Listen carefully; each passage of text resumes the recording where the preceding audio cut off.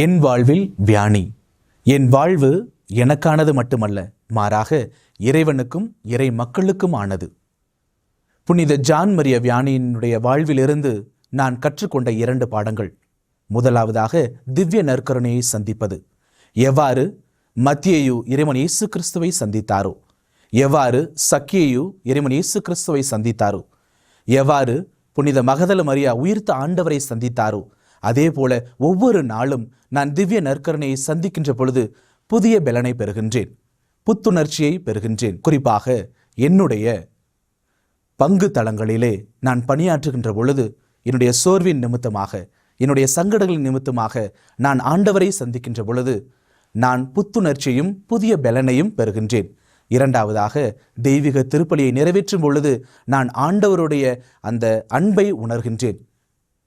குறிப்பாக என்னுடைய தகுதியற்ற கரங்களிலே அந்த பரிசுத்தமான திவ்ய நற்கருணையை உடைக்கின்ற பொழுது என்னுடைய பாவங்கள் உடைபடுகின்றது, என்னுடைய வேதனைகள் உடைபடுகின்றது, என்னுடைய சோர்வுகள் உடையப்படுகிறது என்பதை நான் உணர்கின்றேன்.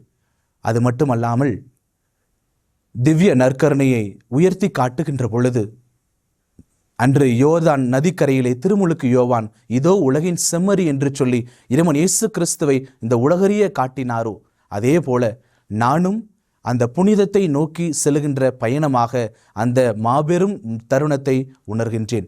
என்னுடைய வாழ்விலே இந்த 2 தருணங்களும் திவ்ய நற்கருணையை சந்திப்பதும் திருப்பலியை நிறைவேற்றுகின்ற பொழுது திவ்ய நற்கருணையை உயர்த்தி காட்டி இதோ உலகின் செம்மறி என்று இறைவன் இயேசு கிறிஸ்துவை காண்பிக்கின்ற இந்த 2 நிகழ்வுகளும் என்னுடைய ஆன்மீக வாழ்வை புனிதத்தை நோக்கி வழிநடத்துகின்ற தருணமாக நான் உணர்கின்றேன்.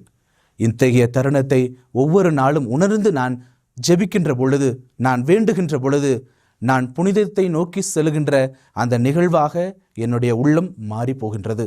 புனித ஜான் மரிய வியானியே எங்களுக்காக வேண்டிக் கொள்ளும். புனித ஜான் மரிய வியானியே எங்களுக்காக வேண்டிக் கொள்ளும்.